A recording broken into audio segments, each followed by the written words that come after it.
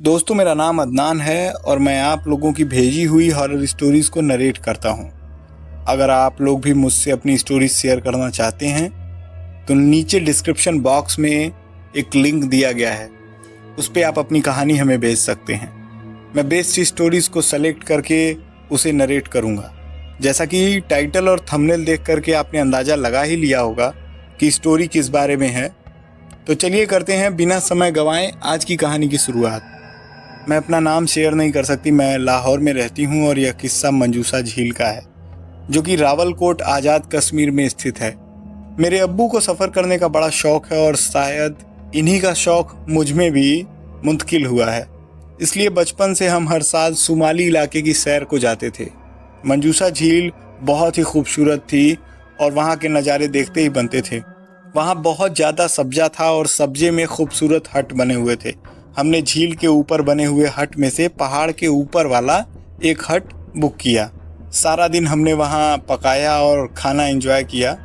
इस हट का नक्शा कुछ यूँ था कि मेन दरवाजे से दाखिल होते ही एक बड़ा सा हॉल था और इस हॉल के बाएं और दाएं कोने में एक कमरा बना हुआ था। सब कजिन्स रात को इस हॉल में इकट्ठा हो गए और कार्ड्स वगैरह खेलने लगे।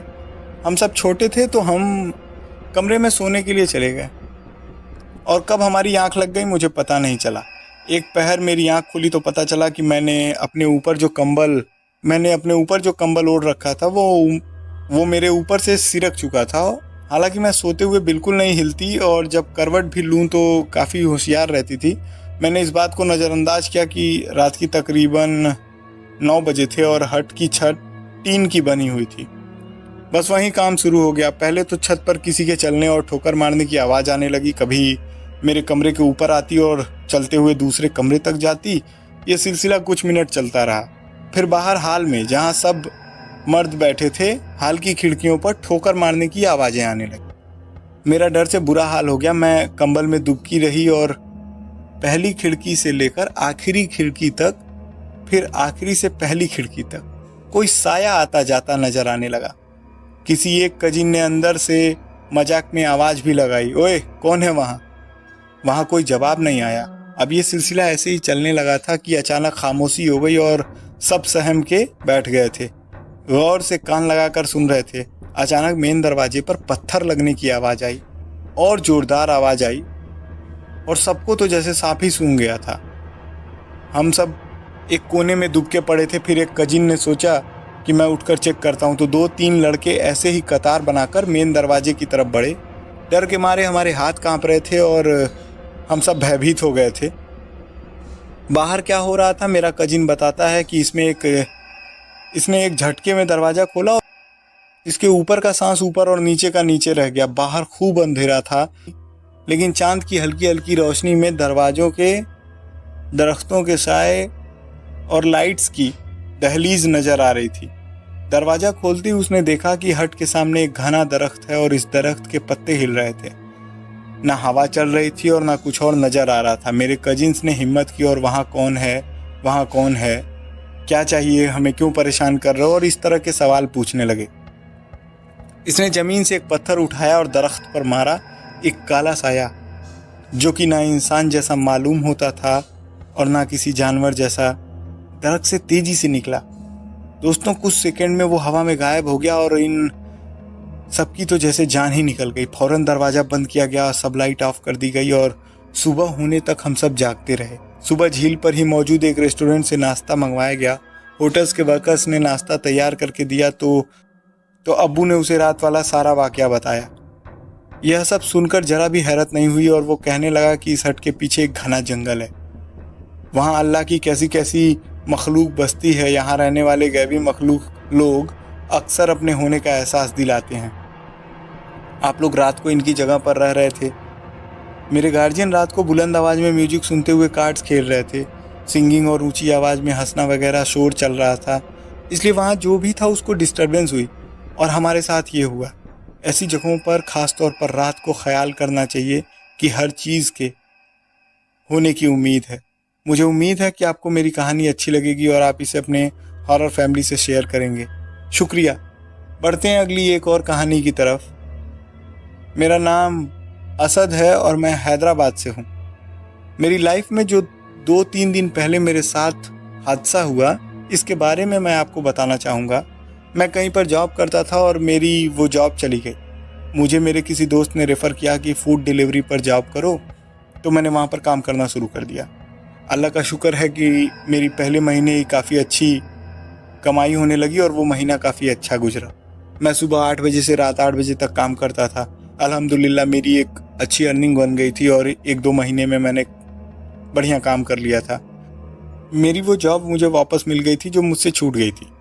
तो मैं क्या करता कि 8 बजे से सुबह 8 बजे से 5 बजे तक मैं वहाँ जॉब कर लेता था और शाम के time as a food delivery rider मैं शाम के 7 बजे से लेट नाइट तक डिलीवरी का जॉब करता था, क्योंकि सुबह फिर से मुझे अपनी जॉब पर जाना होता था। मेरी माली हालत ठीक नहीं थी, तो इसलिए मैंने डबल जॉब करने का सोच लिया था। तो ये तकरीबन 2-3 दिन पहले की बात है। मैंने इस रात राइड्स कम की थी, तो मैंने सोचा कि थोड़ा सा कुछ और बना लूँ, और हफ्ते की आखिरी रात थी, आगे संडे की छुट्टी थी, तो मुझे रात के 2:30 बज गए थे। तब तक मेरी अच्छी खासी डिलीवरी हो गई थी और मैंने सोचा कि लास्ट डिलीवरी करके घर चला जाता हूँ। तो मैंने कामाबाद का एक ऑर्डर उठाया और मैं उधर निकल गया। जहाँ मैंने डिलीवरी देनी थी वो कामाबाद से तकरीबन 2 किलोमीटर आगे की जगह थी। वो एक फ़्लैट था और जब मैं फ़्लैट पर पहुँचा तो 6 मंजिला फ़्लैट और वहाँ पर गार्ड नहीं था। हुआ यूँ कि मैंने वो ऑर्डर उठाया और मैं ऊपर चला गया, तो मैंने देखा कि लिफ्ट ऑन है। मैं लिफ्ट में चढ़ा और तकरीबन 4th फ्लोर पर 3 बच्चे आकर मेरे साथ लिफ्ट में और बढ़ गए। वो 5 साल से छोटे 3 बच्चे थे और बच्चे मजाक मजाक में मुझसे वो ऑर्डर छीन रहे थे।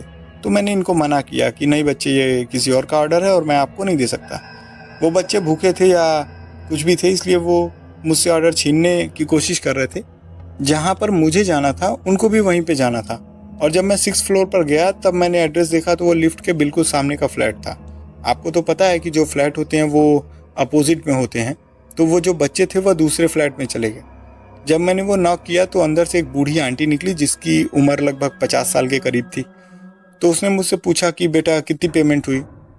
मैंने उसे बताया कि 510 रुपये। फिर उन्होंने मुझसे पूछा कि पानी पियोगे, तो मैंने कहा कि नहीं अम्मा, मुझे पानी नहीं पीना है, मुझे जाना है, रेस्ट करना है, टाइम बहुत हो गया, अब मैं इसके बाद अपना काम बंद करूँगा।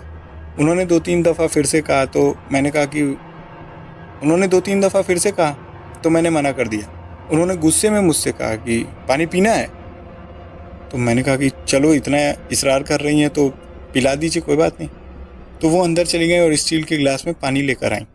मैंने वहाँ पानी पिया और फिर इसने मेरे सिर पर हाथ रखा और फिर उसने मुझसे पेमेंट पूछी, तो मैंने कहा 510। तो उन्होंने 1000 रुपये दिए। मेरे पास चेंज नहीं थे क्योंकि हमने कंपनी को पैसे वापस भेजने थे, तो सारे पैसे कंपनी को वापस भेज दिए थे। मैंने इन्हें कहा कि आप थोड़ा सब्र करें, मैं नीचे से चेंज करवा कर लाता हूँ। मैंने आपको बताया था कि फ़्लैट के नीचे एक शॉप थी, तो मैंने नीचे जाकर चेंज करवाया और जैसे ही वापस ऊपर चढ़ा तो वो दरवाज़ा बंद था। फिर मैं नीचे आया। मैंने ये सोचा कि अगर यहाँ पे कोई होगा तो मैं उसे दे दूँगा। जब मैं फ्लैट में नीचे आ रहा था तब मैं ग्राउंड फ्लोर पर पहुँचा हूँ तो वो अम्मा आ रही थी। इस टाइम पर कोई भी नहीं था। तो मैंने कहा कि अम्मा, यह चेंज मैं आपको देने ही आ रहा था, आपका दरवाज़ा बंद था। तो उन्होंने कहा कि बेटा ये पैसे आप रख लो। मैंने कहा कि नहीं, यह नहीं हो सकता, ये बहुत बड़ा अमाउंट है मेरे लिए, अल्लाह माफ़ करे, मैं ये नहीं कर सकता। तो उन्होंने कहा कि आप ये मेरी तरफ से टिप रख लो। मैं खुश हो गया कि चलो यार, अल्लाह ने मेरी बात सुन ली। फिर हुआ कुछ यूँ कि मैं जैसे ही वहाँ से निकला तो मुझे गार्ड नज़र आया। वो गार्ड कहीं गया हुआ था तो वो वापस आ गया था। मुझे देखा, गार्ड ने मुझसे पूछा कहाँ गए थे। मैंने कहा कि डिलीवरी थी। उसने कहा कि कौन से फ्लोर पे। तो मैंने उसे बताया कि 6ठे फ्लोर पर। गार्ड ने अजीब नज़रों से मुझे देखा, उसने कोई बात भी नहीं की और मुझसे कहा कि ठीक है आप चले जाओ। मैं जैसे ही आगे गया रोड पर कुछ भी नहीं था, बिल्कुल साफ़ रोड थी और मैंने देखा कि मेरे बाइक का टायर पंक्चर हो गया और आसपास कोई दुकान भी नहीं थी। मैं आहिस्ता आहिस्ता पैदल ही अपने घर की तरफ बढ़ने लगा। मैं थोड़ा सा आगे गया तो मेरी मोटरसाइकिल के आगे वाला टायर भी पंचर हो गया। अब ये दोनों टायर पंचर हो गए थे। मुझे कुछ समझ में नहीं आ रहा था। मैंने अपने बाबा को कॉल किया कि मेरे बाबा रिक्शे को लेकर के आए। मैंने गाड़ी रखवाई और मैं घर चला गया। आगे मैंने फिर पंचर वगैरह लगवाया और उसके बाद मेरी तबीयत बहुत ज़्यादा ख़राब होने लगी। मुझे समझ नहीं आ रहा था कि मेरे साथ क्या हो रहा है।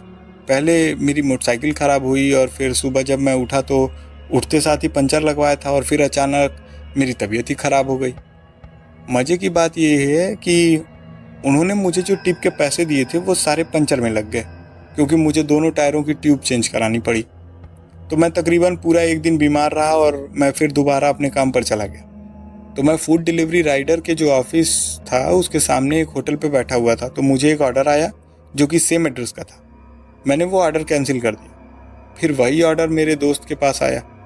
जब मेरे दोस्त ने कहा कि मुझे ये ऑर्डर आया तो मैंने कहा कि ठीक है, आप उठा लो। फिर उसने वो ऑर्डर लिया और ऐसे ही मजाक मजाक में मुझसे कहा कि तुम भी मेरे साथ चलो। मैंने कहा कि ठीक है, मैं अपनी बाइक को इधर ही लॉक कर देता हूँ और उसके साथ चला जाता हूँ। हम लोग वहाँ पहुँचे तो वहाँ गार्ड बैठा हुआ था। गार्ड ने पूछा कि किसका ऑर्डर है, तो मैंने कहा कि सेम वही फ्लैट का ऑर्डर है। उन्होंने कहा कि बेटा नहीं जाओ। मैंने कहा क्यों, क्या हुआ? उन्होंने कहा कि बेटा शायद आपको पता नहीं है कि वैसे तो 6ठी मंजिल फ्लैट है, लेकिन यहाँ 4 मंजिलों पर ही लोग रहते हैं। उस दिन आप ऑर्डर लेकर गए थे तो मैंने आपको इसलिए नहीं बताया था कि कहीं आप डर ना जाओ, तो आपको यहाँ नहीं जाना चाहिए। तो मैंने कहा कि सर ऐसी कोई बात नहीं है, वहाँ से एक आंटी निकली थी और मैंने खुद उनको वो ऑर्डर दिया था। मैंने इस बात को इग्नोर कर दिया और उन्होंने कहा कि ठीक है, फिर आप दोनों अकेले ना जाओ, मैं भी आपके साथ चलता हूँ। तो खैर हम तीनों लोग ऊपर जाने लगे। जब हम लोग लिफ्ट में चढ़े तो जैसे ही हम 4th फ्लोर पर पहुँचे, वहाँ तीनों बच्चे फिर से लिफ्ट में आए। इस दफ़ा वो मुझे बहुत गुस्से से देख रहे थे। मैं भी उन्हें देख रहा था और मेरा दोस्त भी देख रहा था, लेकिन गार्ड को नज़र नहीं आ रहे थे। मैंने बच्चे को हाय भी किया, मेरे दोस्त ने भी किया। तो गार्ड ने कहा कि बेटा चुप करके खड़े रहो, क्योंकि गार्ड को ऐसा फील हुआ कि शायद इन दोनों को कुछ नज़र आ रहा है। और फिर जैसे ही हम 6th फ्लोर पर पहुंचे और वो दरवाज़ा नॉक किया कि वो सेम आंटी बाहर आई और वह भी इस दफ़ा मुझे बहुत गुस्से में देख रही थी। तो हमने उनको ऑर्डर दिया और उन्होंने कहा कि पानी पियोगे? हमने कहा कि नहीं। वो फिर से बहुत ज़्यादा इसरार करने लगी। एक और मज़े की बात कि वो बच्चे इस दफ़ा भी अपोजिट लिफ्ट में गए थे, लेकिन वो निकले आंटी के घर से थे। मैं और मेरे दोस्त ये देखकर हैरान रह गए थे, और जो गार्ड था वो लिफ्ट में ही खड़ा रहा था, वो कोई बात वगैरह नहीं कर रहा था। फिर हमने पानी पिया और हम लोग डरते हुए लिफ्ट में आ गए। जैसे ही हम लोग लिफ्ट में आए तो लिफ्ट अचानक बंद हो गई। तो गार्ड ने ही नीचे दूसरे गार्ड को फ़ोन किया, तो इन्होंने लिफ्ट को देखा और इसे चालू किया। हम लोग नीचे आ गए। जब हम लोग नीचे आए तो गार्ड ने हमें मना किया कि आज के बाद इस फ्लैट में आप लोगों को नहीं जाना है। इस फ्लैट पर बहुत ही बुरे असरात रहते हैं, और आप यकीन करें कि जब हम लोग यहाँ से निकले और जो हमारी हालत हुई है, हम लोग इतना ज़्यादा डर गए थे कि हमें इतनी हिम्मत ही नहीं थी कि हम इस बात पे भरोसा कर सकें। दोनों में से कोई बाइक चलाने की हालत में नहीं था। मैंने थोड़ी देर कुर्सी वगैरह पकड़ के बैठे और उसके बाद जैसे तैसे करके मैं मोटरसाइकिल चला करके जल्दी जल्दी से वहाँ निकलने लगा और दोबारा उस होटल पर गए जहाँ हम पहले बैठे हुए थे। जो भी दरुद शरीफ आना आता था, जो भी इबादत आती थी, हमने वो पढ़ना शुरू किया। और फिर हमारे फूड डिलीवरी राइडर और दोस्त भी आने लगे, तो हमारा थोड़ा सा माइंड डाइवर्ट हो गया और मुझे फिर एक ऑर्डर आ गया। मैं ऑर्डर देने के लिए चला गया, जबकि मेरे दोस्त को इस फ्लैट के आसपास किसी जगह का ऑर्डर आया था। तो मेरा दोस्त जैसे ही वो ऑर्डर देने गया, वो घर उसी फ्लैट के सामने था। वो कहता है कि जब मेरी नज़र फ्लैट पर पड़ी तो वो एक लंबी सी गर्दन वाली आंटी मुझे देख रही थी और उसकी आंखें चमक रही थी। जब वो ऑर्डर देकर आया तो उसने आकर मुझे पूरी बात बताई। तो मैंने इससे कहा कि आज के बाद इस तरफ का कोई ऑर्डर लेना ही नहीं। हम लोग अपने ऑर्डर निपटा करके और पूरी तरह फ्री होकर के वहीं बैठे थे जहां हम सभी दोस्त बैठा करते थे। तो मैंने अपने बाकी दोस्तों को भी बताया कि उस फ्लैट के आसपास और वहाँ कोई न जाए, वरना हम सब खतरे में पड़ सकते हैं। ये मेरे साथ हुआ, मेरे दोस्त के साथ हुआ, बाकी सबके साथ भी हो सकता है। तो दोस्तों, ये थी मेरी स्टोरी। उम्मीद है कि आपको अच्छी लगी होगी। शुक्रिया, आपने अपनी स्टोरीज हमें शेयर करी। बहुत धन्यवाद हैदराबाद से अदनान भाई का, जिन्होंने ये कहानी हमें शेयर करी। उम्मीद है कि आप खैरियत से होंगे। बढ़ते हैं एक दूसरी कहानी की तरफ। ये कहानी भेजी है हमारे एक लिसनर ने। उम्मीद है कि दोस्त आप खैरियत से होंगे, क्योंकि ऐसा हादसा आपके साथ हुआ था। मालिक आपको सलामत रखें। इसको मैं हादसा ही कहूँगा, ये स्टोरी नहीं है मेरे लिए। आज से 9 साल पहले कुछ हुआ था। वो कुछ यूँ था कि मेरा दिल बहुत तंग होता था, और खुदा की शान ये थी कि जब भी मैं कब्रिस्तान जाता था तो मेरा दिल खुल जाता था। टाइम का कोई इशू नहीं था, क्योंकि मेरा दिल काफ़ी सख्त है। अक्सर मैं आधी रात को निकल जाता था और मैं रात को बहुत दफ़ा कब्रिस्तान गया हूँ। मैंने इन चीज़ों को बहुत करीब से देखा है, महसूस किया है, लेकिन उन दिनों मेरे बड़े भाई का इंतकाल हो गया था। अल्लाह उन्हें जन्नत नसीब करे। मैं कराची लिरी का रहने वाला हूँ। इस टाइम मेरे भाई के इंतकाल को 15 से 20 दिन हो गए थे। मेरा पहले भी जब दिल तंग होता था तो मैं अक्सर रात को 12 बजे करीब में बाइक स्टार्ट करके कब्रिस्तान चला जाता था। मोबाइल मैं घर पर ही रख के चला जाता था। तो इस दिन भी ऐसा ही हुआ था। एक तो भाई की बहुत ज़्यादा याद आ रही थी और ऊपर से दिल बहुत तंग हो गया था। मैं छत पर टहल रहा था और मैंने तिलावत भी की, लेकिन फिर भी गुजारा नहीं हुआ। तो मैं नीचे आया, बाइक स्टार्ट करी और निकल गया।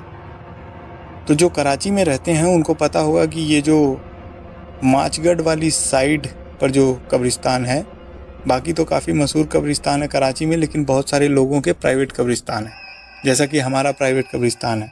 तो अक्सर स्पार्को वाले रोड पर होते हैं। स्पार्को वाली रोड पर जब आप माचकोट वाली साइड से हक चौक के मेन रोड की ओर होते हैं तो बल्दिया मेमन से काफ़ी पहले उल्टे हाथ एक टर्न आता है। वो रोड सीधा स्पार्को की तरफ गया हुआ है। तो इस रोड पर हमारा कब्रिस्तान है। रात के तकरीबन 11 बजे का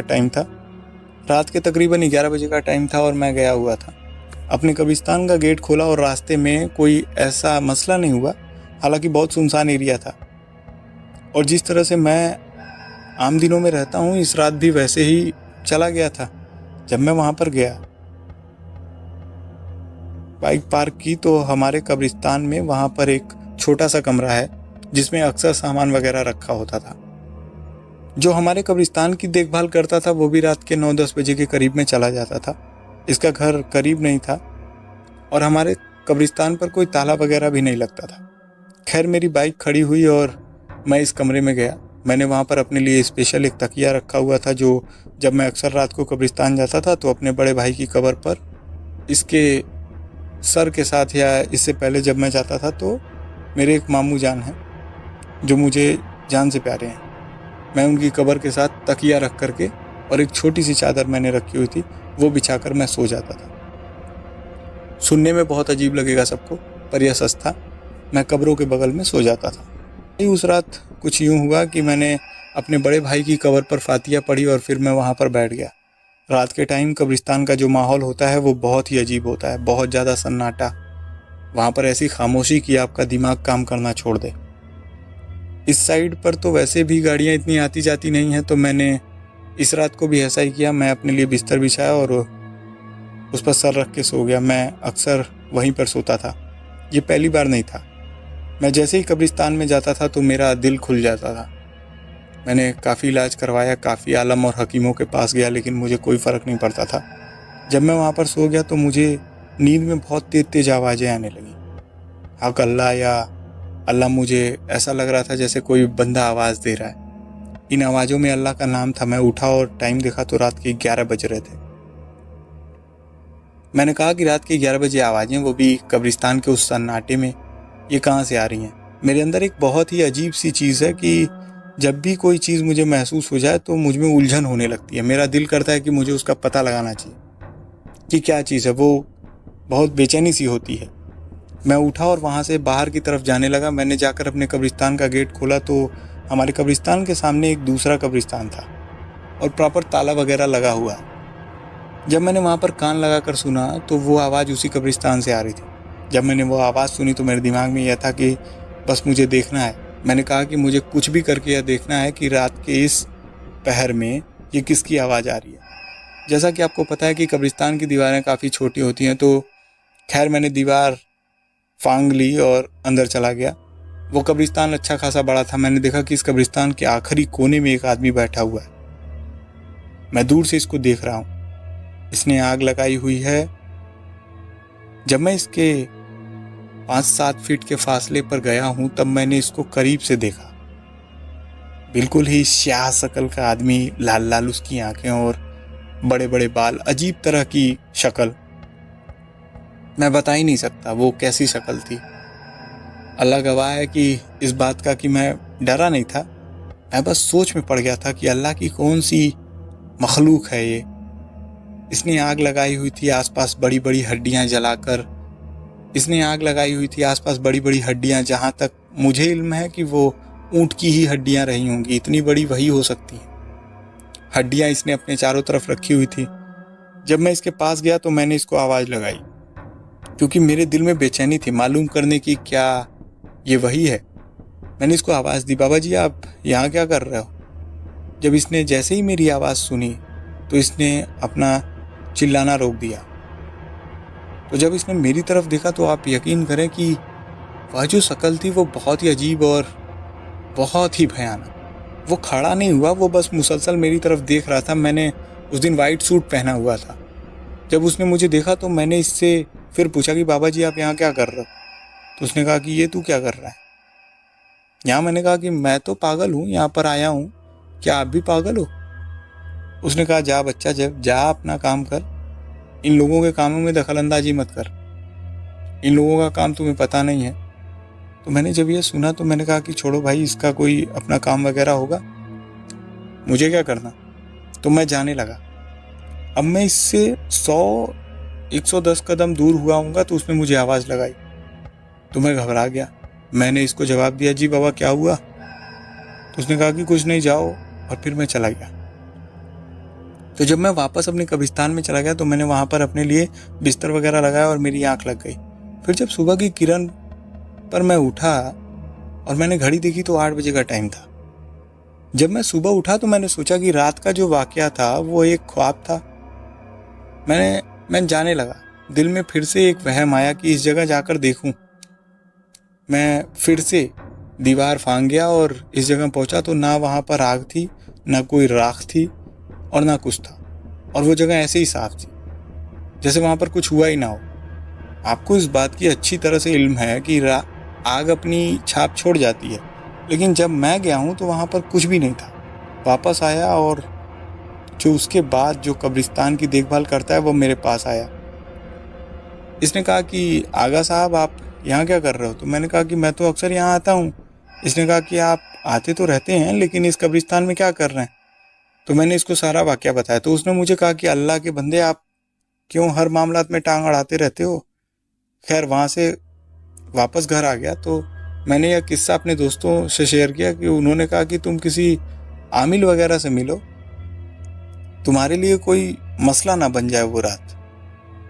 हालांकि मुझे कुछ हुआ नहीं, ना ही मुझे बुखार था। तो फिर मैं एक आमिल से मिलने गया और हमारे घर से थोड़ी दूर ही रहते थे वो। उन्हें अपना सारा वाकया बताया तो उन्होंने मुझसे कहा कि देखो बेटा 3 बातें।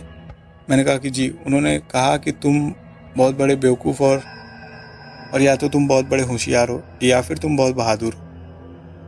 मैंने कहा कि जी कैसे? तो कहते हैं कि बेवकूफ़, जब तुम्हें वह मखलूक दिखाई दी तो तुम्हें क्या ज़रूरत थी इससे बात करने की? इस बारे में तुम बेवकूफ़ हो। मैंने कहा ठीक है। उन्होंने कहा कि होशियार इसलिए कि जब तुम गए हो और बात की है तो निडर होकर की है, घबराए नहीं हो। इस तरह की जो आत्माएं होती हैं, मखलूक होते हैं, वो जो डरते हैं उन पर कब्जा कर लेते हैं, और तुम डरे नहीं तो बच गए। मैंने कहा जी तीसरी बात क्या है? तो उन्होंने कहा कि बहादुर इस बात पर कि तुम जा रहे थे तो इस मखलूक ने तुम्हें आवाज़ लगाई और तुमने हौसले से जवाब दिया। तो मैंने कहा कि ठीक है बाबा जी, आपकी बड़ी मेहरबानी। खैर दोस्तों, उस रात को मैं तो बच के आया था, मुझे कुछ नहीं हुआ। उम्मीद है कि मालिक की मेहरबानी मेरे पर हुई, आप पर भी हुए, पर आप सावधान रहना। ये थी मेरी कहानी। अगर आपको पसंद आई हो तो चैनल को लाजमी तौर पर शेयर कीजिएगा, सब्सक्राइब कीजिएगा दोस्तों।